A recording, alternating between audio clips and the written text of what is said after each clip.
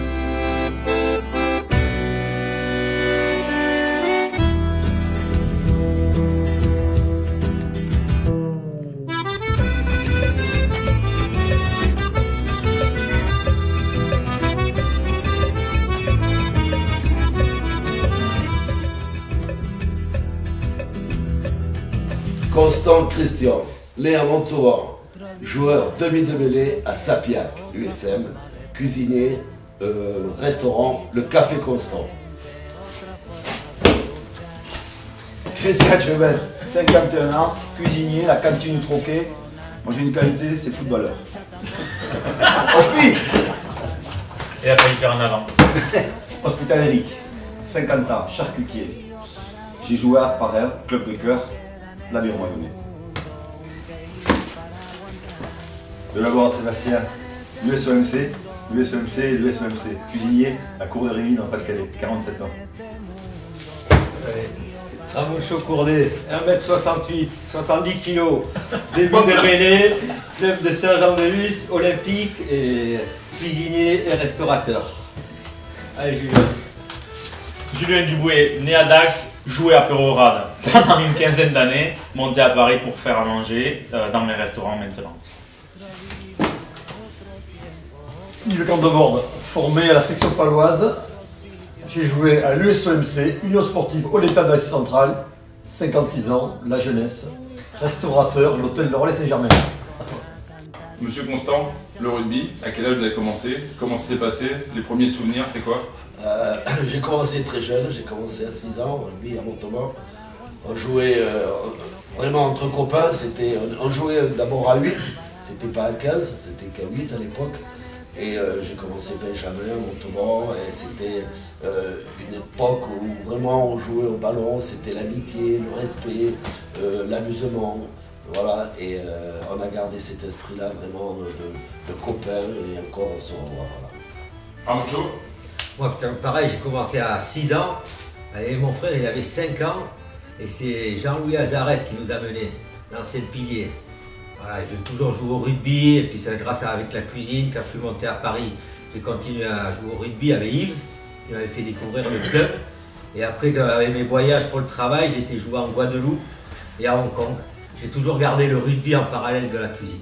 Sébastien? Moi c'est un malentendu. Je suis ch'ti, donc il n'y avait pas beaucoup de rugby, je regardais un peu le rugby, les uniques finales du championnat de France à la télé, à l'époque les finales qui passaient à la télé. J'aimais beaucoup. Et un malentendu, un jour je viens voir un match des juniors du Massif, ils n'étaient que 14. J'avais jamais joué et j'ai joué à l'aile. Après j'ai joué au Massif assez longtemps, j'ai joué à Clamart, j'ai joué au London Scottish et Railway Union à Dublin aussi. Et puis au lycée au Français à Madrid. Voilà. Monsieur Hospital? Le rugby, j'ai commencé tout petit, hein, dans le village, à l'école, il n'y a pas 36 sortes enfin, il n'y a pas 36 façons de s'amuser, donc on a la pelote, le foot, le rugby. Voilà, mon père était passionné par le rugby, donc j'ai fait l'école de rugby, Poussin, Benjamin, minime, cadet, et après je suis parti à Paris travailler et j'ai eu la chance de rencontrer le vilain qui est là, avec un monsieur qui s'appelle Edouard Paghini, qui est une institution, et spontanément, voilà, ce que j'aime moi c'est la fraternité. Dans le rugby, on retrouve ça. Et donc forcément, j'ai joué, mais pas trop longtemps. Voilà. Julien? Pareil, commencé jeune, 5 ans, à Pérorade. Pas le choix de faire autre chose, il n'y avait pas de club de foot, de toute façon, ni quoi que ce soit. Donc rugby, mes parents m'ont sorti du rugby une année en minime parce que j'étais une cave à l'école. Et du coup, j'ai quand même joué en UNSS au collège à Pérorade et on a été champion de France. Donc ils ont compris que c'était vraiment important pour moi, je pense. Et après, on a été champion de France cadet 87, toujours avec la même équipe. En fait, on était, je pense, tous gaulés comme moi, mais de jouer de 5 ans à 20 ans ensemble, ça fait qu'il y a eu une belle osmose. Et voilà, et après je suis monté à Paris à travailler à 19 ans, donc j'ai arrêté. Avec les croisés, les ménisques en moins. Yves? Quand tu es né en 1964, que le club champion de France est la section paloise et que tu es né à Pau, c'est difficile de faire autre chose. Donc l'école de rugby, déjà mini-poussin. Voilà, puis le rugby jusqu'à 14 ans à Pau, et quand j'ai quitté mon Pau par rapport à mon métier, je suis monté à Paris, j'ai trouvé un club qui s'appelle l'USOMC, on est dans les vestiaires. Là, ça a été l'équilibre. Sans le rugby, je ne serais pas à Paris. On termine par M. Etchebest. Forcément, plus difficile de parler de rugby? Non, pas plus difficile, non. Moi je joue au foot, moi j'ai commencé à 6 ans le foot, jusqu'à 14-15 ans, j'adorais le football. Mais j'aimais aussi beaucoup le rugby, je traînais beaucoup avec les mecs de l'avenir Bizanos, ma génération, il connaît l'autre génération, moi je connais Michel Thuron, etc., David Oliverson, je traînais tout le temps avec eux. Mais par contre, je suis resté au football, je ne suis pas trop mauvais au foot. Chaque année, je voulais signer au rugby. Après, on me disait non, reste au foot, reste au foot. Et après, moi, je suis monté à Paris, bon, je commençais à bosser. Par contre, j'ai toujours été attiré par le rugby. Et puis, il y a 6-7 ans, là, avec un copain, il a monté un club de rugby à toucher, à 5. Et depuis, je joue à 5, voilà, je me régale. Donc, c'est l'amitié par-dessus tout qui est important dans le sport collectif. Et je pense que le foot et le rugby, quand on est très jeune, quand on a 6-7 ans, c'est exactement pareil. C'est les mêmes amitiés, tout est pareil. Monsieur Constant, vous avez un souvenir, lorsque vous étiez enfant, de vestiaire, une anecdote, quelque chose qui vous a marqué, une amitié peut-être? Ouais, souvenir sûr. Disons que c'était pas le rugby professionnel. Nous, on n'avait pas de vestiaire quand on était jeunes. On avait une cabane, et on se changeait dans la cabane. On allait à la douche en slip chez les grands. Donc c'était des souvenirs de copains. C'était extraordinaire. Et puis vraiment, on avait une amitié, c'était quelque chose qui nous a marqué. Moi j'ai commencé, comme je vous disais, à 6 ans. Je suis né en 50, donc ça fait 69 ans maintenant que je vais avoir 70 bientôt, et c'est des souvenirs qui m'ont vraiment marqué. Et les copains que j'ai et que j'ai encore qui ont joué en première à Montauban, c'est des souvenirs d'enfance qui me resteront à vie, quoi. Le rugby pour moi c'est la passion, comme tous les gars qui sont là, je pense, tous ces jeunes, c'est vraiment une amitié, un respect, des souvenirs que l'on n'oubliera jamais. Quand il a fallu que je parte à 14 ans, partir en apprentissage, il a fallu que je quitte les copains. Ça a été quelque chose de très dur pour moi, puisque on vivait rugby, on parlait rugby, à Montauban il n'y avait pas autre chose, quoi. Et ça, ces souvenirs, c'était pas professionnel, j'aurais pas pu jouer au rugby, on m'a demandé de choisir entre le rugby et la cuisine. Mais bon, à l'époque, il n'y avait même pas le choix, la question ne se posait pas, c'était la cuisine et pas autre chose. Je ne regrette pas d'avoir fait la cuisine parce qu'on a découvert d'autres amis, d'autres collègues, c'est un partage aussi. Donc la vie est faite que le rugby, on ne peut pas l'oublier, et ça nous ressemble dans la cuisine. Il y a une amitié, un respect, et ça restera à vie, quoi. Ah ouais, non, c'est une odeur, quoi, l'odeur de la jipa, et la souplace, voilà, ça m'a marqué. De se retrouver tous ensemble comme ça, et je trouve que c'est quand même l'école de la vie, quoi. Tu prends des pètes sur un terrain et on avance en groupe comme ça. Moi j'en ai une avec un produit, mais en fait on est parti installer jouer à Baïgori et on arrive, il n'y avait pas c'était le vieux stade, donc ça devait être en, je sais pas, 94 ou 15, plus jeune, et il y avait des brebis sur le terrain. C'est vrai. Donc je me dis mais c'est pas possible, donc autant, Pérorade c'est quand même la campagne. On arrive là-bas, on avait les brebis sur le terrain, et arrivé dans le vestiaire, on avait 2 brebis dans le vestiaire. Alors est-ce que c'était le moyen de nous déstabiliser, ou est-ce qu'elles étaient rentrées là par hasard? Donc ces enculés, ils nous avaient foutu 2 brebis dans le vestiaire vivantes en arrivant. On a gagné quand même. Vous aviez l'habitude quand même.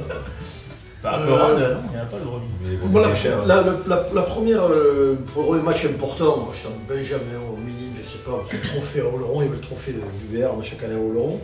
Donc on est en finale et donc il y a la motivation. Il y a la motivation et bien sûr, nous, le gamin, on voyait jouer Robert Parambord, Marc Etcheverry, Tugo, les frères Sox. On les voyait sortir des vestiaires blancs, les yeux complètement retournés, prêts à la guerre. Donc on s'attendait vraiment à une motivation un peu comme ça. À la limite, on la voulait cette motivation. Et l'entraîneur de l'époque nous a parlé qu'une chose, il nous a parlé que des Pyrénées.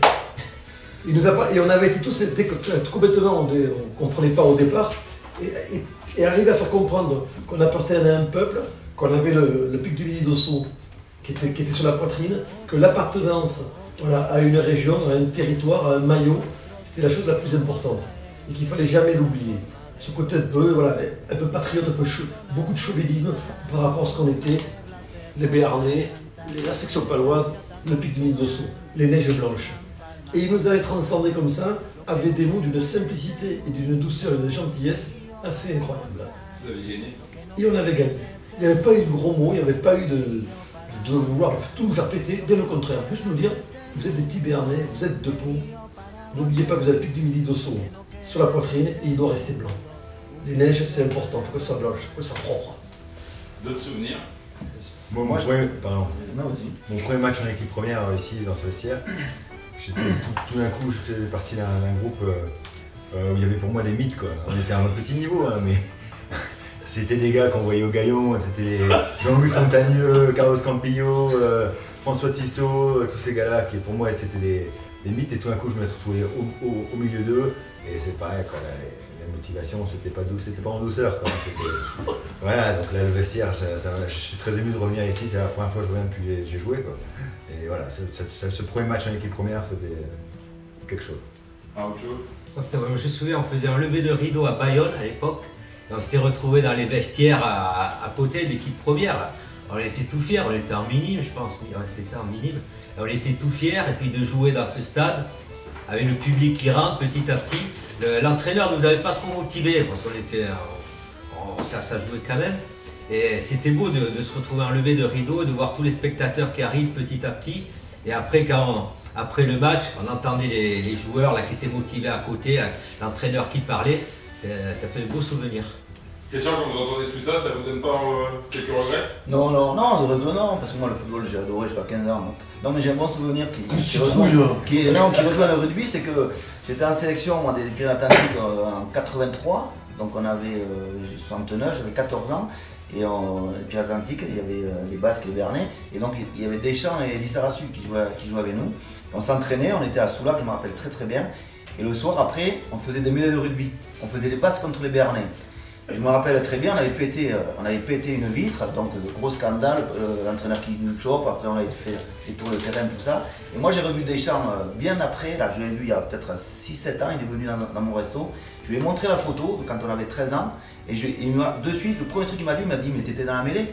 De suite, le mec, et c'est un truc qui nous a marqué, on avait 13 ans, je me rappelle. Comme quoi ça nous manque au foot, comme quoi ça nous manque. On avait déjà, mais même les, tu vois, les Deschamps, tout ça, ils aimaient le rugby, tu vois, on faisait des mêlées, voilà. C'est des souvenirs comme ça. Et ça valait quoi Deschamps et Lissarasu au rugby sur la mêlée? Rien du tout. C'est le plié. Moi je veux pas foutre la merde, mais je pense que les Basques vont gagner. Par contre, il me pliait au football. Le football, il me pliait par contre. Souvent, il y a une caricature dans le rugby, c'est les talents d'un côté, les trois quarts de l'autre. Est-ce que c'est quelque chose qui vous a marqué, ça, ou pas du tout? Ouais. Moi personnellement non, hein, pour le football non. On était tous ensemble, on se serrait, on n'avait pas se demander à devant, derrière, non, tous ensemble. Si, il y a des affinités, non? Moi, devant, les deux clubs où j'ai joué, c'était le meilleur marqueur d'essai à chaque fois, c'était les avancées de l'honneur. Donc les trois quarts. Parce que vous avez un entraîneur qui ne faisait pas jouer. Donc on avait deux grosses équipes devant, que ce soit au Massif ou à Clamart. Et donc voilà, et les gros souvenirs aussi, c'est les repas des gros. Quoi. Les repas des gros, c'est un truc qu'on faisait, on se retrouvait entre que les avants dans un restaurant, et puis au bout de la nuit à Paris. Et voilà, devant, c'est quand même quelque chose de... Alors, le repas des gros du Massif, j'y ai participé une fois, il fallait monter sur une balance. Alors, voilà, il fallait dépasser à l'époque, parce qu'à l'époque c'était pas quand même. Il fallait dépasser 95. On mettait des cailloux. Mais après Dans le vestiaire, les gros et les arrières et les avant, il faut séparer. Quoi. Quand t'as des ânes comme ça, comment tu vas faire? Quand ils se motivent, tu te mets au milieu d'eux, c'est pas bien. Hein. Donc tu es content de toi, on fait un peu de littérature, on discute, on parle du film de la veille, on laisse les gros se motiver. C'est dangereux quand même. Hein, la place elle est importante dans le vestiaire. Est-ce qu'il y a des choses sacrées? Monsieur Constant Vuklic, le patron de la brigade. Là. Le patron de la brigade, c'est vrai que le vestiaire a une place importante, mais quand on est ancien, on a sa place. Les nouveaux qui arrivent, ils se mettent à la place qui reste. Mais en général, les anciens, ils ont leur place. Il y a un peu de superstition. Voilà. Ouais. Après, on a l'habitude, sa place, on y reste. Quoi. Voilà. Il y en a des fois qui prenaient 3 ou 4 porte-manteaux, puis on n'a plus de place pour mettre les affaires. Donc il faut les éviter. Si c'est un gros qui te le prend, tu lui laisses. Voilà. Tu lui demandes gentiment. Moi, j'ai fait 4-5 ans, je me rappelle, dans le vestiaire, assis à côté des 2 piliers, au milieu. 1, 2, 3, 4, 5 ans, les 4-5 dernières années, et on sortait du vestiaire 1, 2, 3. Tu bourrin comme toi. Non, mais c'est vrai, on était tout le temps à l'entrée, à la porte. Non, mais c'est gros lui. Et on était 1, 2, 3, et on sortait tout le temps, on rentrait ensemble, et on sortait ensemble, on était les premiers à la bière. Pas bien vu, lève-toi. J'avais 24 kilos de plus. Quand j'ai perdu les minis, je suis rentré au CERS. À Cabreton, j'ai fait 3 semaines. En 3 semaines, j'ai perdu 21 kilos. Une semaine avant, je me trompe de sabot à la tondeuse en me rasant. J'étais avec Ronaldo à l'époque, je me rappelle. Il était au CERS. Je me trompe de sabot. Ronaldo, Cristiano? Non, le Ronaldo. Hein? Non, Ronaldo, le brésilien foot. Quand il s'est blessé avant la Coupe du Monde. D'accord. Quand il prend 5 kilos. Et je me rase, je me trompe de sabot. Ma mère, elle est venue me chercher au CERS parce qu'on ne pouvait pas sortir pendant 3 semaines. Elle est tombée dans les pommes devant. J'avais perdu 21 kilos et j'étais rasé à blanc. Et de là, je suis monté à Paris et j'ai jamais repris les 20 kilos. Est-ce que quand on rentre dans un vestiaire, on se transforme? Monsieur Constant, est-ce que vous avez le sentiment que c'est un lieu où il y a une espèce d'alchimie qui se crée et on en ressort différent? Ouais, je crois que quand on va jouer et qu'on rentre dans un vestiaire, on n'est pas pareil. On a envie de se transformer, on regarde les copains, on a envie d'être le meilleur, de jouer pour les autres. Voilà, on n'a pas la même attitude quand on est dehors et quand on est avec les copains. On change totalement, c'est sûr. Ouais, je pense qu'il y a l'effet de groupe. Hein. L'effet de groupe, quand on rentre, là, il faut aussi, voilà, on ne veut pas décevoir le coéquipier.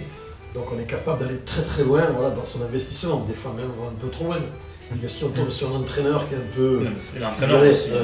peu malin et qui sent un peu les faiblesses des uns et des autres, il peut nous amener, voilà, par cet effet de groupe, par cette odeur de vestiaire, par cette tension qu'il peut y avoir avant un match, il peut nous amener très loin dans notre investissement. Des fois, on dépasse nos convictions. Je me tourne vers ceux qui jouaient devant.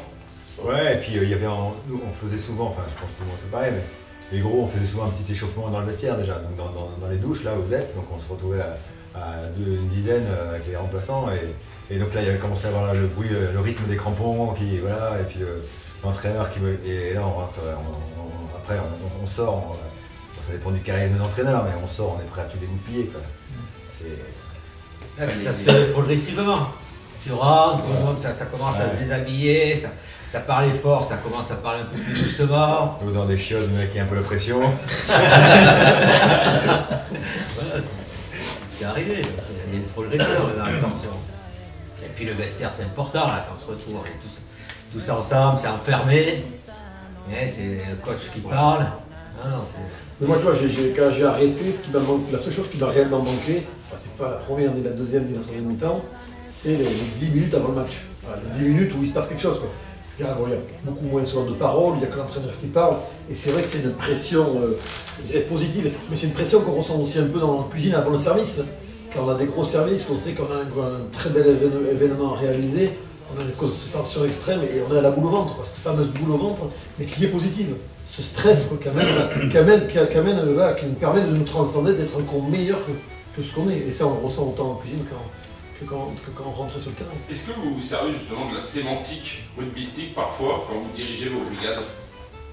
Énormément. Enfin, moi, comme je le dis, on n'a pas fait beaucoup d'écoles et on n'a pas appris à manager aujourd'hui 20, 30 ou 100 bonhommes. Et ce qu'on a vu dans un vestiaire, qu'une personne, c'est-à-dire l'entraîneur, arrive à faire de 30 joueurs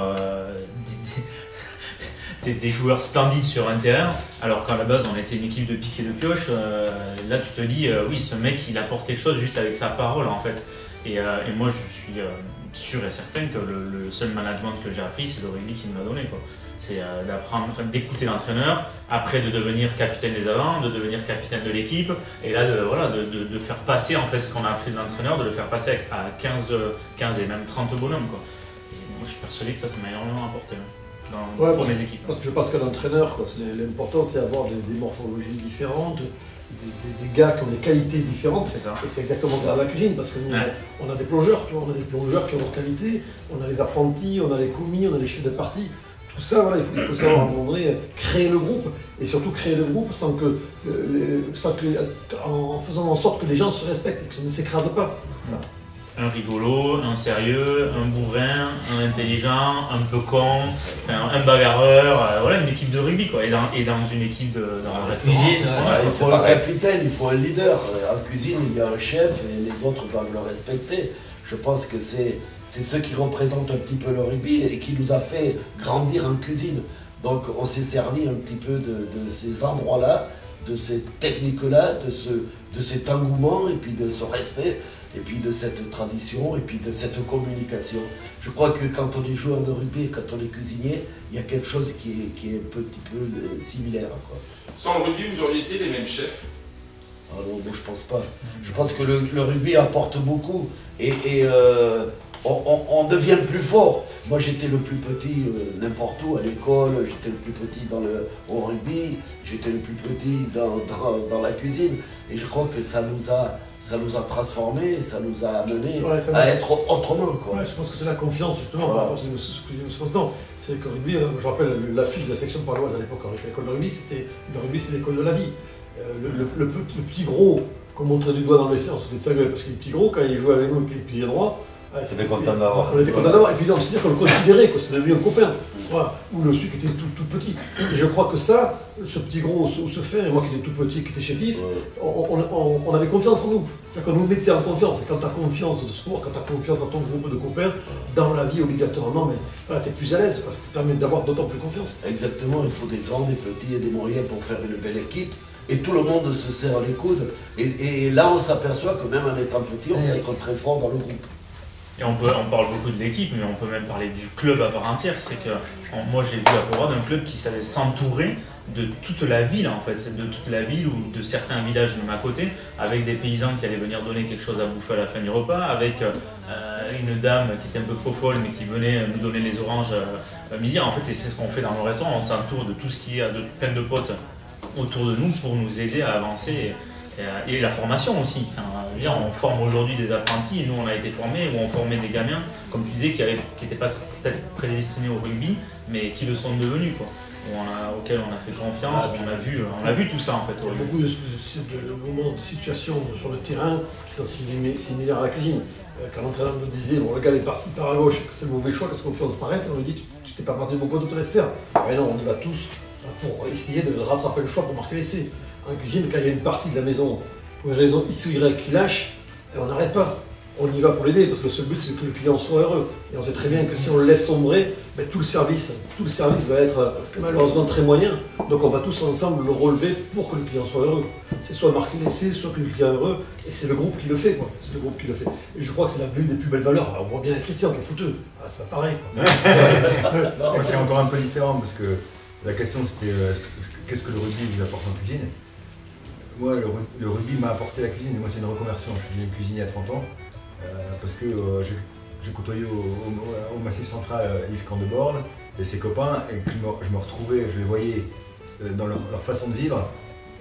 Je sais que ça fait pas rêver tout le monde d'avoir des rythmes de cuisinier, mais moi, dans leur joie de vivre, dans la façon qui vivaient les après-matchs ou les après-services dans leur restaurant, et je me faisais chier dans mon boulot de cadre chez Air Liquide, et voilà, donc j'ai tout plaqué à 30 ans. Donc moi, le rugby m'a apporté la cuisine, quoi. Tout ça pour pas travailler le lundi. Ouais, c'est vrai. Personne parle du lundi, hein. Le lundi, le rugby. C'est mal le lundi. Ah oui. T'as des coups partout. Hein. Il y a des entraîneurs justement qui vous ont marqué, des discours particuliers qui vous ont touché, qui vous ont ému. Est-ce que vous avez des souvenirs de larmes avant un match? Est-ce que vous avez des souvenirs de de vomissement pour certains, je sais que ça existe. Moi c'est un gars de Bizanos, on le connaît tous. C'est Jean-Pierre Ross qui m'a façonné, c'est lui qui m'a appris le rugby et c'est un gars qui est tellement charismatique, qui faisait tellement, qui a une voix qui est tellement prenante que moi j'aurais tout fait pour lui quoi. C'était un truc de malade. C'est lui du Massif. Au Massif quoi, puis après il est venu aussi à Clamart, mais c'est au Massif où il m'a pris, je savais pas tenir un ballon. Comme il m'a pris, je savais pas tenir un couteau quoi. Pareil. Non, mais le pire, je crois, de la carrière que j'ai faite, entre Pau et le Massif, c'est Jean-Pierre aussi, mais pour une raison, parce que moi c'était un copain d'enfance, et je voulais pas qu'il me parle dans le vestiaire, parce qu'il me connaissait trop, et il savait très bien en 3 mots qui me foutait les larmes aux yeux.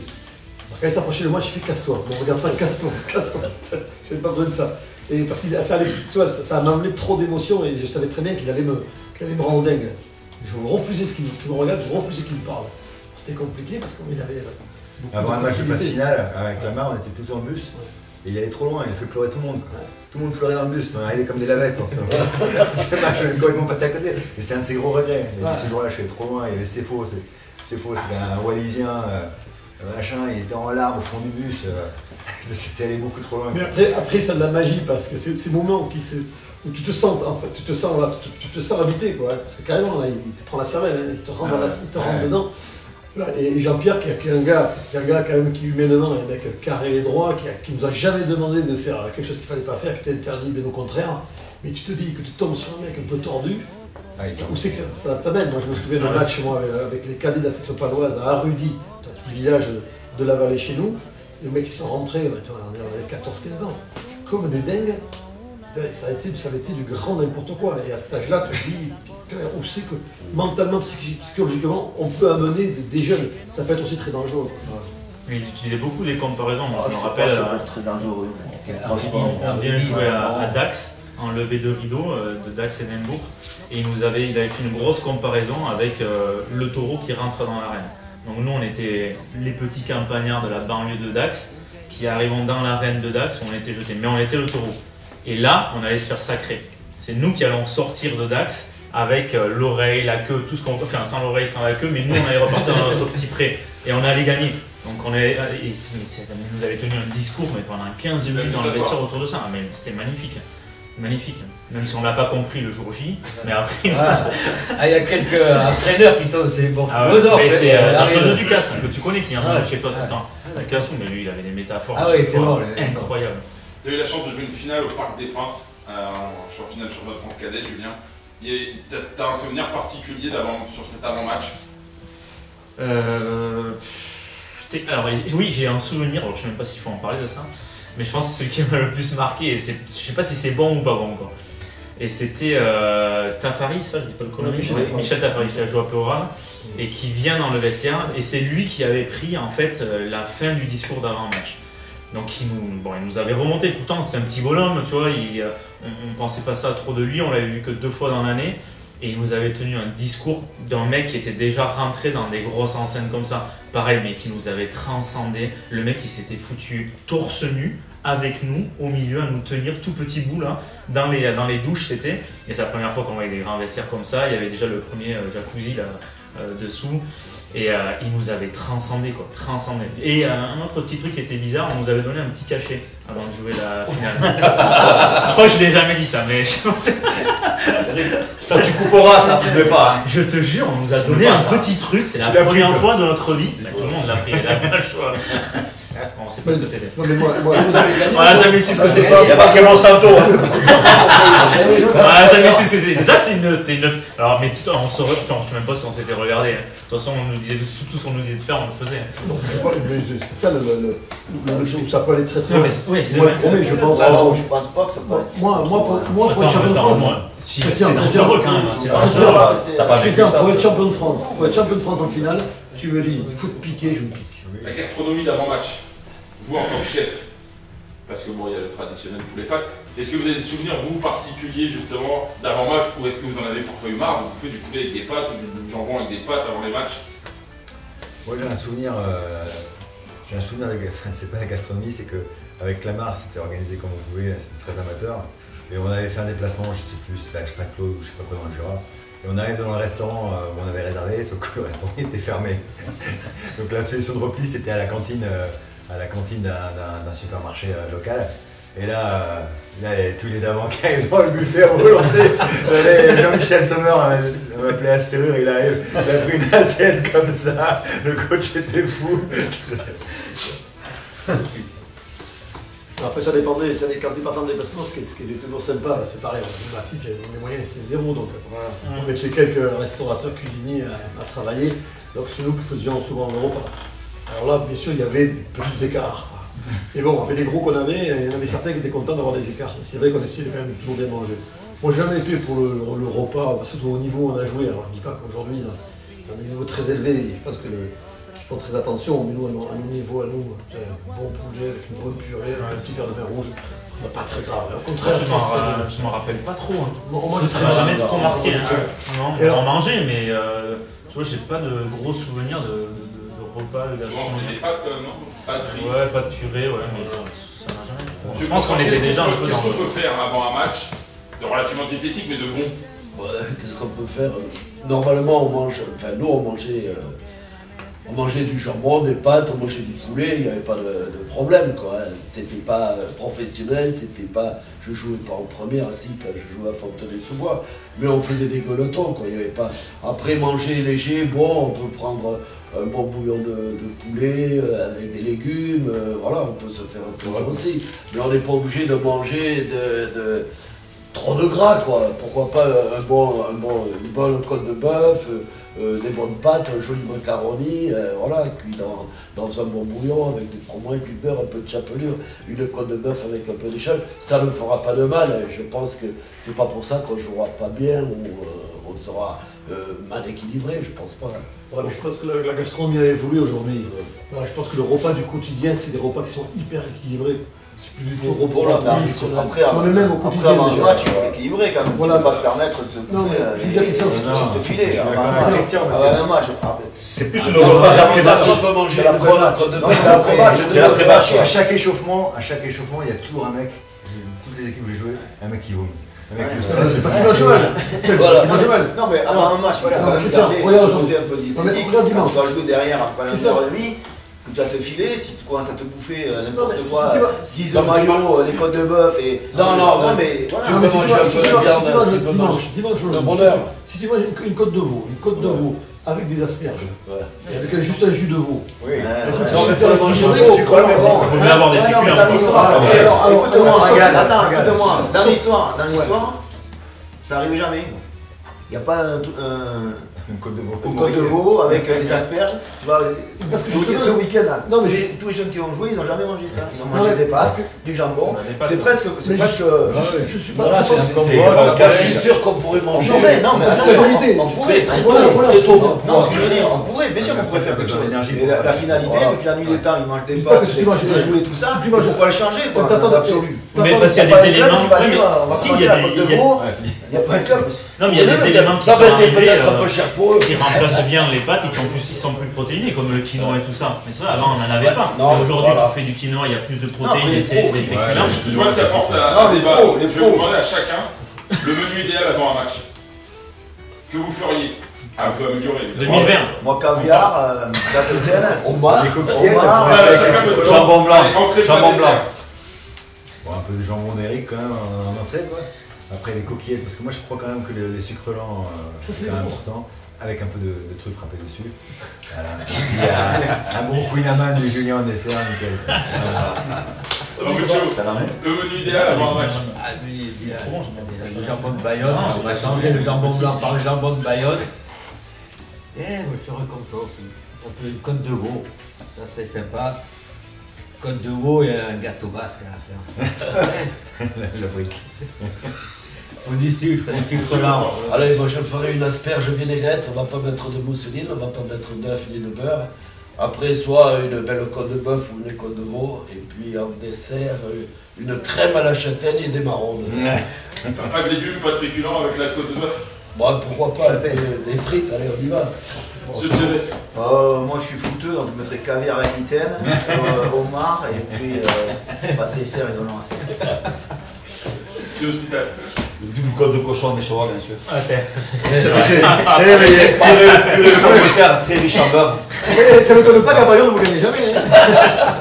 C'est faux, on a gagné ce week-end, on a tapé Toulouse. Ouais, ça c'est clair. Ils n'ont pas mangé de code de Je sais cochon. pas comment. Et gâteau basque aussi derrière ou pas? Pas faux.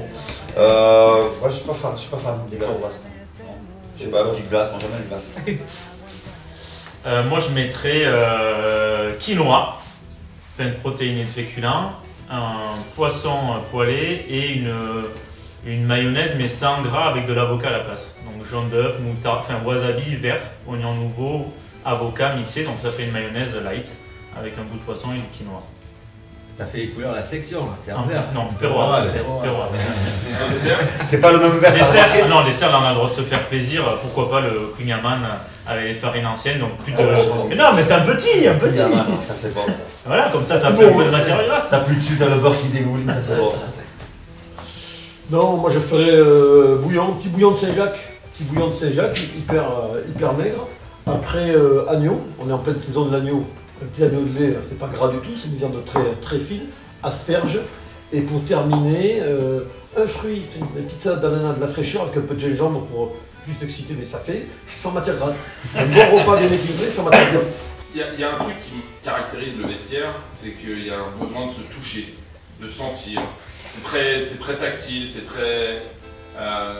Est-ce que vous avez des souvenirs particuliers par rapport à ça? Est-ce que vous retrouvez ça aussi dans vos brigades? Est-ce qu'il y a aussi ce besoin de... On se fout de baffe plutôt. Ouais, mais c'est tactile pour le coup. Ouais. Bon, alors, je pense qu'on a Le cadeau était tactile. On a Au crayon, il est assez tactile. Ça va, vous en souvenez? Mais il n'y avait pas de ballon, je comprends pas. Il avait des belles assiettes à la gueule. Des bons coups dans les côtes. Ouais, il était assez. Des petits pincements aussi. Voilà. Puis dans les épaules. Ouais, c'était pas mal. Je pense que On jouait à 15h, mais non, c'est la fin du service. non, mais le rapport physique, le toucher est important dans un vestiaire, parce qu'on a besoin de sentir à un moment donné. Ce fameux moment où tu te recentres les uns avec les autres, tu te resserres, et tu as besoin de sentir le coéquipier physiquement, tu as besoin de le sentir. Et après, moi je trouve que moi, personnellement en cuisine, j'ai besoin de se toucher la matière première. La matière première, mais toi, j'en ai besoin. Bien sûr. Je pense que le toucher, aujourd'hui, malheureusement, il y en a plein qui mettent des gants parce que c'est une norme d'hygiène. Je suis incapable de mettre des gants. Parce que justement, j'ai besoin que ma peau sente la matière première. J'ai l'impression que quand je la touche, elle m'appartient, je la comprends et donc je vais mieux la cuisiner. Ce côté tactile pour moi est hyper important. En cuisine, on se touche et quand on travaille, on se frotte, on met des coups sans se faire esprit. Moi, je pense que faire esprit, ouais, c'est esprit aussi avec d'avoir fait un sport collectif. Non, mais c'est vrai, que ce soit le rugby ou moi je parle du foot, mais moi, rien qu'au foot, avec mes copains d'en face, on avait toujours besoin. Et quand on se voit, on a besoin de se toucher. Je sais pas, c'est peut-être que ça vient naturellement quand tu fais un sport collectif et ça se retrouve après dans ton travail. Comme dit Yves, cuisinier, moi je ne travaillerai jamais avec des gants, j'ai besoin de toucher la matière. Quand on prend un bon carré de veau, tu as besoin de le toucher, de regarder, de sentir. Ouais, même le volaille, le filet, le poisson, et puis de temps en temps, un petit coup derrière la tête. Oui, chef. Oui, chef. Et puis c'est vrai que tu vas te foutre des pètes quand même, donc le fait de se chauffer comme ça. Ah si, à mettre la tête, moi j'en pouvais pas. T'as pas bien appris. Non, mais la tête. Ouais, mais pas. C'est pas la même. Comme ça, et puis Non, c'est pas le même rapport. Lui, il comprenait pas, il faisait pas. C'est pas le même rapport. Non, mais moi, là, dans les douches à hôtel, les avants, quand ils se mettent, ils commencent à chauffer avec la tronche. Et vraiment à se serrer, si tu vas te foutre des pètes quand même sur le terrain. Donc, t'as besoin de te toucher, je pense que c'est important. Vous avez souvenir d'une grosse gueulante dans un vestiaire, un truc où vous vous êtes dit waouh, là il a été loin, waouh, il aurait peut-être pas dû, ou un truc qui vous a vexé, qui vous a mis en colère?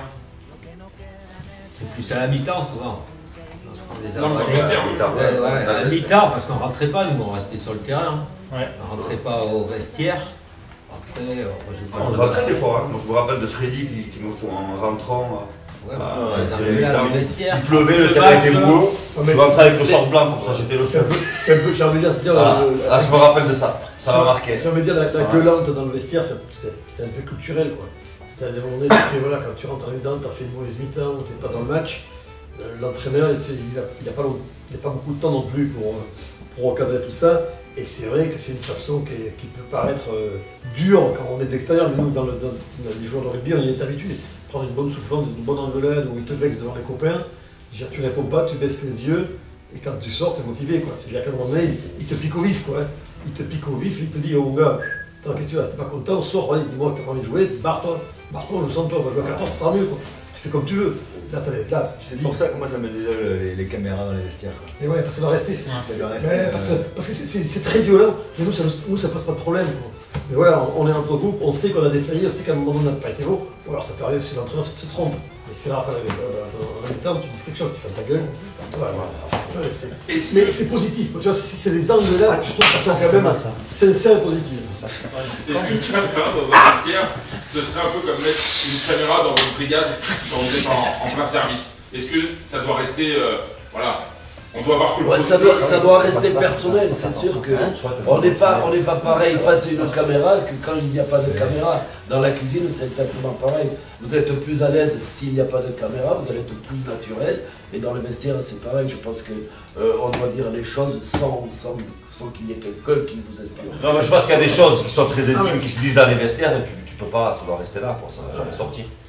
Et dans la clean, c'est un peu pareil, parce que c'est vrai qu'on n'a pas des formules politesse pour dire s'il te plaît, passe-moi le sel, tu fais envoie le sel. Voilà. Et si la fois je dis oh, tu bouges quoi. Ouais. Mais tu vois, à un moment donné, c'est l'action. Non mais c'est l'action, c'est comme quand tu es dans un. Quand tu as un coup à jouer sur le terrain, tu vas pas commencer à se dire est-ce que tu es prêt à le jouer. Est-ce que tu peux me le passer s'il te plaît? Non.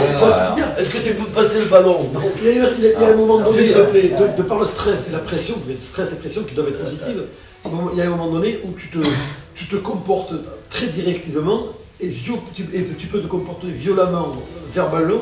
Mais quelqu'un hors de la cuisine, hors du vestiaire ne peut pas le comprendre, mais quand on est dedans, voilà, c'est pas méchant. Il n'y a pas d'animosité, je pense. Voilà. C'est ce qu'il veut dire. Après, pas de méchanceté. Après le service, tout est fini. Voilà. Un match, tu redeviens ce que tu es. Un match, c'est comme un service, quoi. Après, on n'en parle plus, c'est fini. On est droit, on est direct, on s'engueule, mais après, c'est fini, on n'en parle plus. Il n'y a pas de vidéo après les services. Non. Même comme le troisième mi-temps. Et puis, il est important, nous, de faire plaisir aux clients. C'est comme sur un terrain, vous avez envie de donner le meilleur de vous-même. Voilà, c'est quoi. Il y a beaucoup de termes en cuisine qui sont aussi utilisés dans le rugby. Enfin, une cocotte, enfin une cuillère, une fourchette. Alors c'est des pizzas. Ouais, c'est vrai. La fourchette, ça vous interpelle? La fourchette, c'est qui avait ça? C'était qui s'appelait Guy de Graine à Dax. Comment il s'appelait? Béraud, c'était Béraud. Qui l'appelait son nom c'était Guy de Graine. Tu jouais face à lui, c'était Guy de Graine. Vous avez déjà utilisé justement ces mots en dehors de vos cuisines sur un terrain, fourchette, Yves par exemple, par exemple Non, je dis Tinus, j'étais très con, mais pas fourchette jamais. Non, moi j'avais les yeux jamais, les parties jamais. Après je pouvais tirer le maillot, mettre des petits coups par derrière, en marcher dessus, ça c'était possible. Mais non, pas ça. Mais bon, après c'était un rugby différent aussi. Et moi je trouve que le rugby aujourd'hui a évolué, il est bien plus propre, c'est bien mieux. Voilà, parce que c'est vrai qu'avant il y avait une intimidation qui était hyper importante. Sur le terrain, quand tu sortais du vestiaire, le couloir, le mec à côté, quand sur les gros matchs, déjà tu essayais de le dégonfler. Quoi. Tu commençais à le regarder, tu lui marchais sur le pied s'il fallait, toi t'étais con. Mais ça faisait partie de ce sport-là à l'époque. La dernière fois que j'ai joué Yves, au moment de rugby à 7 à Grandville, j'ai arrêté ma carrière. Carton rouge. Et bien parce que j'ai joué sur le tard, après, et les règles avaient changé, je jouais demi-mêlée, moi je plaquais jamais en 9. Après c'est la troisième qui plaquait, moi il fallait quand même toucher. Et t'étais pas pris sans ballon, avec les mains, ça déblait partout sans ballon, donc ça se passait pas bien. Non mais moi j'étais mon esprit, je t'ai dit, j'aime pas perdre déjà. C'est la seule, vous pouvez nous raconter ce carton rouge? Oh, non, ça c'est bien. Non, mais il n'y a rien de méchant non plus, je vais aller là. C'est trop tard, ça a été trop loin, c'est trop tard. C'était un petit match folklore de fin de saison, il faisait beau, on était à Grandville, c'était merveilleux. Voilà, on jouait avec tous les copains, le massif, on avait picolé, on avait machin. Puis bon, il était un peu dépassé par quelqu'un qui courait trop vite. Non, mais j'aime pas perdre. Moi, je peux pas jouer au folklore, c'est impossible. C'est vrai qu'on n'aimerait pas se faire déblayer maintenant, sans le ballon, comme ça arriverait tout de suite. Quand t'es pas habitué, il me prend une fois, deux fois, troisième fois, tu vas plus trop fort. Et t'as un mauvais réflexe. Mais bon, c'est. Est-ce que vous avez joué tous sur des différents terrains, vous avez connu certains vestiaires? Est-ce qu'il y a un vestiaire qui vous a fait fantasmer? Est-ce qu'il y a un stade dans lequel vous auriez aimé évoluer? Est-ce qu'il y a quelque chose qui vous... Monsieur Constant par exemple, Sapiac, vous y aviez joué, c'est quelque chose de mythique Sapiac. C'est une vraie cuvette, c'est un stade où on a peur d'aller jouer. souvent on perd là-bas les équipes extérieures parce que d'abord le vestiaire il est un peu différent que celui des visiteurs, que celui du club quoi. Et c'est vrai que aussi ça châtaigne un peu quoi.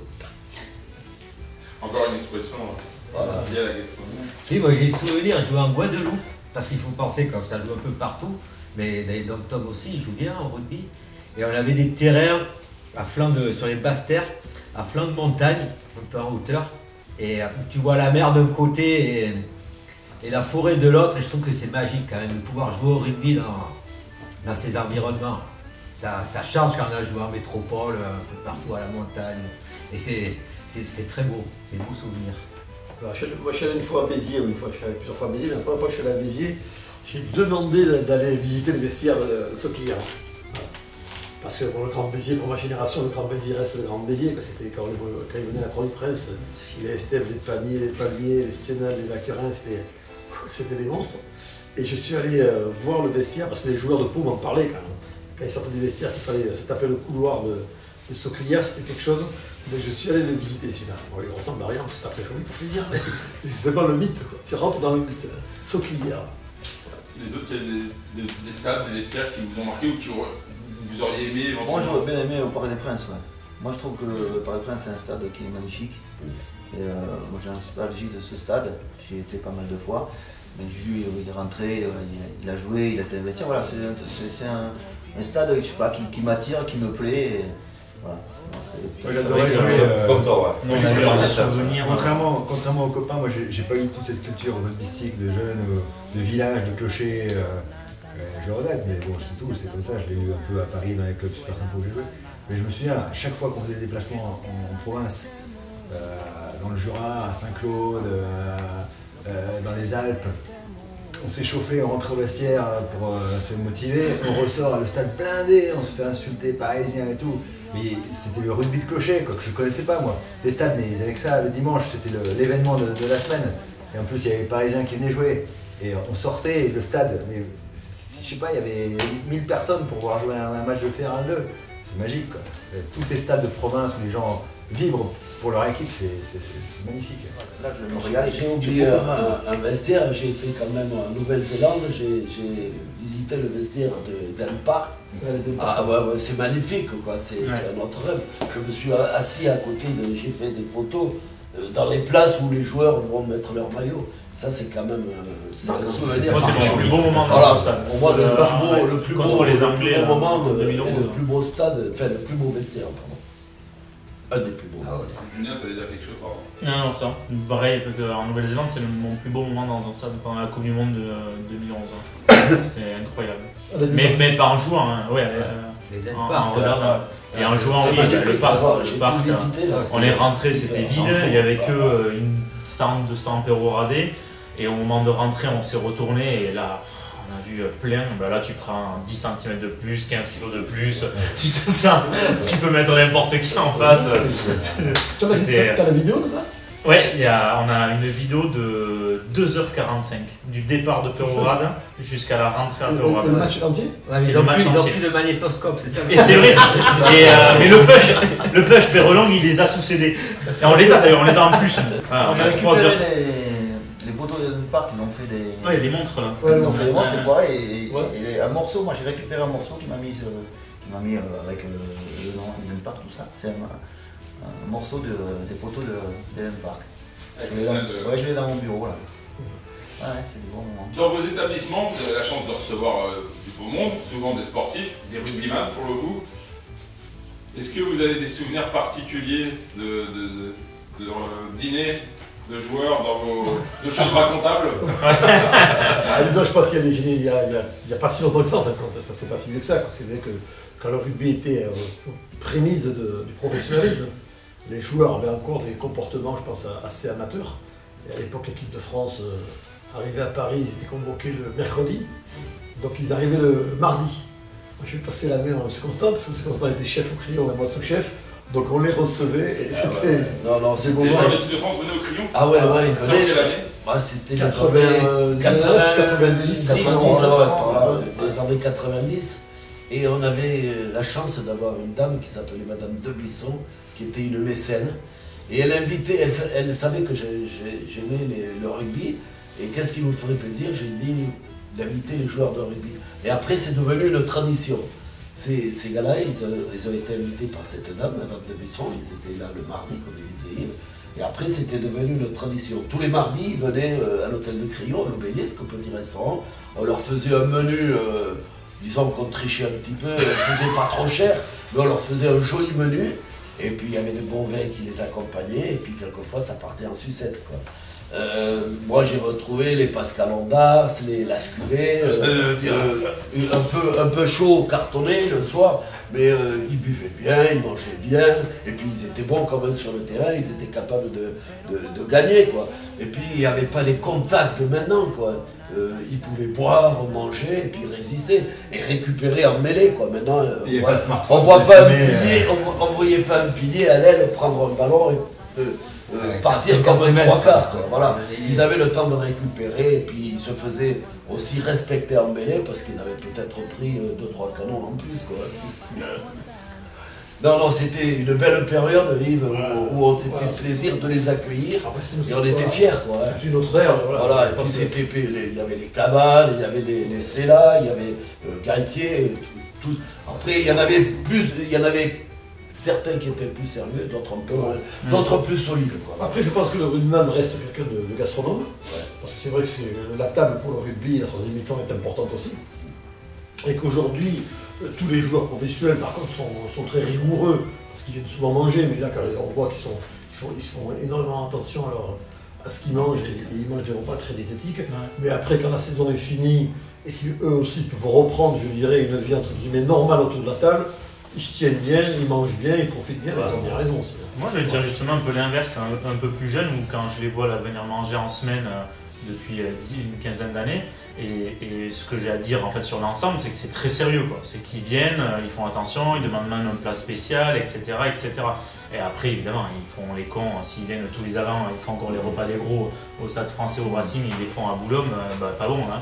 Quand t'as un restaurant de buffet à volonté que tu les vois arriver, tu sais que tu vas pas gagner d'argent. Parce que ça boit plus de bière, ça boit plus d'alcool, ça boit plus de rien, mais par contre, ils te défoncent le buffet, quoi. Des noms. Des noms. Le qui est marrant, c'est Ben du Racing qui, voilà, avant qu'il prenne les 40 kilos avant la Coupe du Monde, qui venait au buffet et qui mangeait comme un bourré, mais je trouvais que ça allait. Et bon, tu vois, il est parti au bled et il a pris 40 kilos. Heureusement qu'il les a pas pris chez moi. Donc là, ils font attention quand même.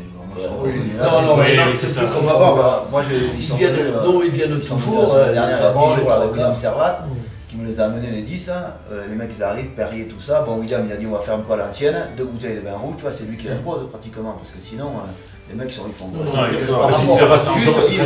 a 10 ans, moi je me rappelle, Sylvain Marconnet, Imano quand il venait, ça sortait, le soir ça restait, depuis 5 ans, depuis 5 ans, ça va vraiment la différence. Laurent Saint-Peu, moi je suis très proche de lui, il venait beaucoup à Faria à l'époque. Et c'était, mais je l'ai vu prendre des cuites 2 fois dans l'année à Faria. C'est la différence entre le professionnalisme, je pense, dans le rugby et à l'époque où c'était amateur. Parce qu'en Ondars Melé se mettait une malle au Crillon. Aujourd'hui, je pense que c'est plus possible. Non, t'es pas des mâles, c'est compliment. Voilà, j'ai mal entendu par Après, il y a les vidéos, effectivement, maintenant ça pose un problème. Tout le monde sort une vidéo film, dès qu'il y a un petit écart, tout le monde fait une vidéo. On en parlait tout à l'heure.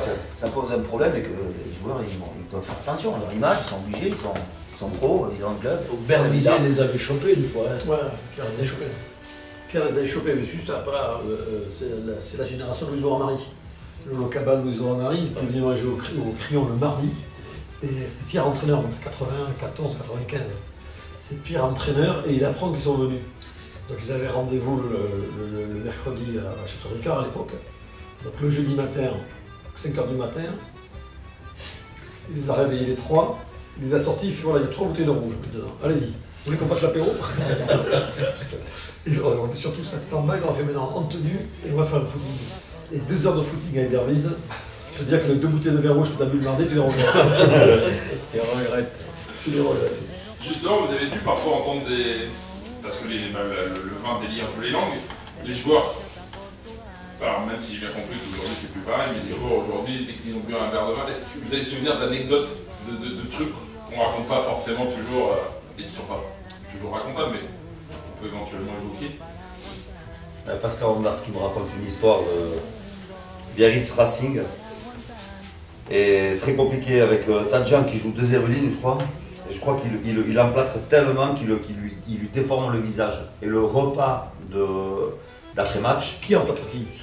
Tadjan emplâtre Pascal. Et le repas d'après-match, il me raconte l'histoire. Et ils vont donc chez la mère à Tadjan qui tenait un restaurant et elle a du mal à le reconnaître. Et la façon dont il a de raconter cette histoire, une espèce de verbe comme ça, avec son accent. Et c'est très marrant, là, c'est sûr que ça ne fera pas ce que je vous raconte, mais... Appelle-le. Appelle-le, il va me raconter. Pourquoi pas? Alors, pourquoi pas? Non, où il arrive défiguré, elle ne le reconnaît pas, et tu demanderas à ton fils, c'est lui qui m'a fait ça. Oh là là, viens là, donc il descend dans la cave, il picole un peu, il bouffe, et je crois qu'au moment de l'audition, il dit non, tout est pour moi, parce qu'il est bien défiguré. Il a bien mangé, franchement, sans mêler. Est-ce qu'il y a quelqu'un ou un événement pour vous, un de vos plus beaux souvenirs ou la personnalité qui vous a le plus marqué dans le rugby? Ce serait qui? Sébastien? Oh, faut que je réfléchisse là. Voilà. Moi, ça serait Philippe Sella. Philippe Sella, ça a été quelqu'un qui a été un très grand joueur, qui a eu plus de 100 sélections et qui avait un coup de rein exceptionnel. Et puis c'est un gars qui était d'âge, que je connais bien, et pour moi, c'est un des meilleurs joueurs français. Non, moi j'aime les deux oignons en fait. Moi j'aime bien, tu vois, William Servat, Nicolas Mas, tu vois, Guillaume Virado, qui était très critiqué, tout ça. Moi c'est mes potes. Je sais pas pourquoi, ils sont tous de la première ligne. Moi je trouve ces deux oignons, c'est des mecs qui sont entiers, qui sont vrais en dehors du rugby, dans l'amitié. Moi c'est des mecs qui m'ont marqué, c'était des grands joueurs, mais pas des exceptionnels joueurs, mais voilà, c'est des mecs moi j'adore. C'est des mecs de devant, je sais pas pourquoi. Moi Jean-Pierre Rive m'a marqué. Cette chevelure blonde comme ça sur la tête des gosses, je le regardais, c'est lui qui m'a marqué. Parce que t'as plus de cheveux, tu dis ça? Ouais, peut-être. Peut-être. Non, c'est quand il faisait des soirées un peu le soir, c'est mettait des perruques. Moi j'aurais adoré, Quand tu je m'as l'ai l'air, pas ouais. connu personnellement, mais j'aurais adoré être dans un vestiaire avec Fourou ou Herrero ou des gars comme ça. Parce que c'est des trucs, c'est ces gars-là, c'est des gars qui t'emmènent n'importe où. Quoi. Et je les ai vécus à travers le documentaire que j'ai regardé à la télé ou des articles que j'ai lus. Ouais, c'est des gars comme ça, c'est des gars qui font rugby. C'est ça, quoi. C'est des meneurs d'hommes. Voilà. Gareth Edwards. Gareth Edwards 73, à l'époque, on disait que c'était le match du siècle contre Norwegians Black. Et moi, c'est mes débuts, je dirais, c'est mes débuts de rugby. C'est à la télé, on ne voyait pas beaucoup de matchs, on voyait souvent pour la finale, comme disait Seb tout à l'heure, ou alors on voyait que le tournoi. C'était les Diables Rouges, toute la bande des Gallois, là, qui était monstrueux. Et un jour, Gareth Edwards est venu manger au resto. Il est venu manger au resto, alors tu penses, moi j'étais comme un gamin, et je vais le saluer avec mon anglais précoce, j'essaie de lui parler en anglais, il fait « je parle très bien français ». Je parlais couramment français parce que son fils était à l'école vers Cahors, et donc il a eu le repas, je vais le voir, et il m'a dit « vous pouvez m'appeler un taxi » parce que j'avais dû en reprendre, et je me suis permis de lui dire « je peux vous accompagner ». J'ai fait le chauffeur de taxi de Gareth Edwards. Je l'ai amené à l'aéroport, il mangeait avec notre ami défunt Jean Cormier, il mangeait les Jeannot à l'époque. Donc je me suis ramené Gareth à l'aéroport et j'ai passé un moment extraordinaire parce que moi j'étais comme un gosse à le bader et lui d'une humilité, d'une simplicité fantastique. Et d'ailleurs pour l'anecdote, moi je trouve que le petit Dupont, tu vois, est très très proche de Gareth Edwards parce qu'il a l'éclat, il défend, il a la passe, il a la vista, il a tout. Je le compare énormément à Gareth Edwards. Julien? Moi, plein de joueurs français aussi, que ce soit du sud-ouest ou après en France, mais gosse, celui qui m'a marqué le plus et qui a marqué, je pense, ma génération, c'était John Alomou, quoi. Et c'est vrai que ça me fait même bizarre de ne pas mettre un français en fait dans le nom que j'ai envie de dire, mais ce mec, je pense qu'il a starifié un peu le rugby, il a digitalisé le rugby. On se retrouvait après match, donc après 3 minutes, le lendemain, à jouer à la play à John Alomou. Tu vois, ça fait partie en fait de ma génération un peu plus jeune Et pour moi, c'est lui en fait qui a starifié, qui a mis le rugby en pub, à la télé, dans les jeux, dans ceci, dans cela. Et ça fait partie de notre futur et ça fait partie d'aujourd'hui maintenant. Quoi. Donc, ça, je pense que ça reste la seule star mondiale du rugby. C'est ça, Donc c'est celui moi sur lequel on vénérait le plus, quoi. Sans pouvoir le toucher en plus. Quoi. Mais, Moi j'ai une belle histoire avec Joël Romou. J'avais le troqué, Bono Pensi il m'appelle, il me dit ce soir t'as 3 couleurs et moi j'avais Joël Romou. Je dis ouais c'est ça, oui, vous me faites bien à l'envers. Je dis bon je t'en trouve 3, t'inquiète pas, putain qui c'est que je vois rien. Putain j'étais bouche bée, je me rappellerai toute ma vie parce que j'avais des mecs des Corses, tu vois, je le dis encore, qui bouffaient là, et ils bouffaient dans la petite salle. J'ai dit mais t'as vu que c'était qui là-bas? Il y a Joël Romou. Le mec arrête de conneries, le mec il se lève et il tombe dessus, putain. On a fait une photo avec lui, tu vois, ça a été un moment exceptionnel, tu vois. Moi je croyais pas, incroyable. Il est revenu manger une deuxième fois. Ouais, c'était un bon mec, c'est là. Justement, pour conclure, vous êtes tous des stars dans votre, entre guillemets, dans votre corporation. Aujourd'hui, les joueurs, quand ils viennent vers vous, est-ce que vous pensez qu'ils ont le même regard que vous pouvez avoir sur eux? Parce que quelque part, vous êtes des orfèvres de la cuisine. Eux, c'est des personnes du rugby. Des stars de la cuisine, quand même. On est des stars, on est des besogneux de la cuisine. Avant toute chose, des stars, je sais pas si on est des stars.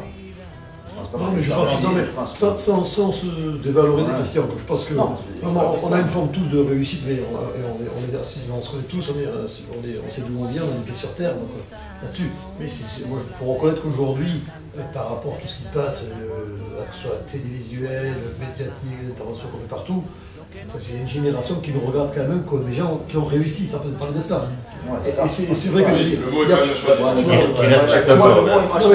Non mais après je comprends très bien. Tu vois, moi ça m'arrive qu'il y ait des jeunes de l'équipe de France, là, on a lancé 2023 l'autre jour, tu vois, au salon de l'agriculture, ils viennent et tu vois qu'ils te disent bonjour monsieur, qu'ils ont une retenue, t'as envie de leur dire non mais arrête, c'est moi qui te bats. Voilà. Et souvent ils veulent faire une photo avec, alors que ça devrait être le contraire pour nous. Oui, et ça j'ai trouvé ça magique. Après il faut assumer que par rapport à d'autres métiers aussi, bon là on représente quelque chose. Après on a tous conscience qu'on ne fait que de la cuisine, mais on fait un travail, on est des professionnels, on travaille depuis des années, on est des gens très honnêtes, qui respectent nos clients, qui respectent nos fournisseurs et qui sont aussi les fleurons de la gastronomie française. Et pour ces gens-là qui aiment manger, que ce soit Sébastien, Ramoucho, ils nous regardent avec qualité. Ils ont beaucoup de respect pour nous. Voilà. Beaucoup de respect pour nous. Comme nous, on a du respect. Ouais, mais complètement. On ne pensait pas qu'un jour on aurait cette image-là vis-à-vis d'eux, quoi. C'est ça qui est magnifique. Oui, mais monsieur Costa, regardez un gars comme Fabien Gatti, on est amis tous les deux avec lui, on est vraiment très profond avec lui. Moi, Fabien, c'est juste un homme maintenant. Il est en train de rugby, mais ça s'arrête là, c'est pas grave. Le collège, je préfère parce que l'homme que l'entraîneur. Quelque part, c'est ça, c'est simplement ça. Mais quand t'étais gamin, on n'a jamais pensé ça. Non, il y en a plein qui, je pense, qui nous ont demandé même de s'associer pour rentrer dans nos business. Et donc, c'est vrai que c'est quand même inversé, quoi. Ou sur les réseaux sociaux, tu vois, tu fais des trucs à la con et les joueurs de rugby te relancent ou veulent venir le faire, ou fais-le chez nous, ou viens. Enfin, c'est dingue, quoi. Non, ils ont beaucoup de respect pour nous. Et ils nous appellent, ils ont un téléphone personnel, ils nous appellent pour faire des réservations, c'est quand même magnifique. On n'aurait jamais pensé ça en étant là. Comme nous, quand on les appelle pour les places de stade. C'est ça, non, mais c'est ça. Juste pour conclure, il y a les étoiles Midi Olympique. En tant que chef, vous mettriez combien d'étoiles? C'est combien un max? 3. 3. Moi, pas de perso 3. 3 ou 4. Moi 0 parce que j'en ai jamais voulu, ils me font chier. Ouais, pas d'étoiles. Faut mettre des ballons. Merci beaucoup, messieurs. Merci à vous, messieurs. Merci, c'était super. Vous allez en sortir pour faire le montage.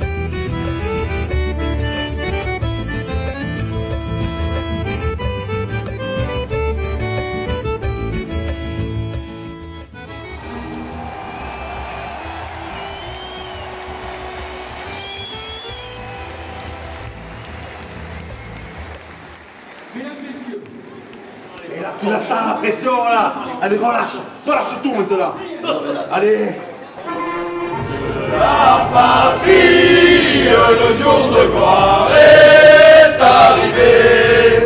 Contre nous de la tyrannie, l'étendard sanglant élevé.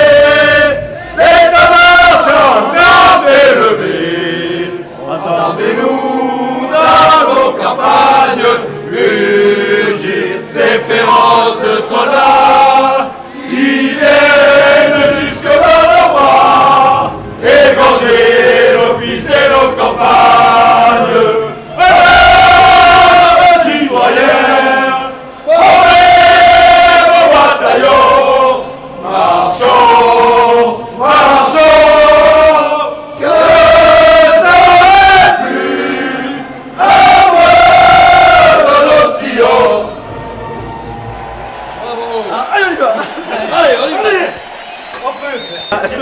Est-ce que t'as un couteau? Qu'est-ce que t'as amené alors? Andouille béarnaise. Allez. Partout, elle me suit. Cassoulet montalbanais. Avec des haricots de Montauban. Oh. Confit, haricots, saucisses, Coupe un peu de boudin, saucissons. Mais tu vois, moi, même plat comme ça, tu vois, avant match, faut pas manger une tonne. De toute façon, le slogan aujourd'hui, c'est manger genre. Tu vas pas bouffer un cassoulet. Je vais te dire d'arrêter de dire des conneries, tu vas pas manger le cassoulet avant un match. Quand tu manges un bouilli avec un gros plat de pâtes bien cuites, que tu te molasses, parce qu'il n'y a pas de grosse différence. Et avec plein de fromage, et voir un peu des idiots qui disent un peu de ketchup. Quand c'est digeste, après c'est pas des cassoulets comme on faisait il y a 50 ans, c'est des cassoulets légers. Jésus. C'est un boudin baudruche, dans un gros boyau. On fait cuire une langue dans un bouillon. Et on la met à l'intérieur. Voilà. Boudin basque, c'est très relevé avec des pions d'espelette. Compoté d'oignons, poireaux frais, et la langue est au milieu. Voilà. Là, c'est le bout. Hein.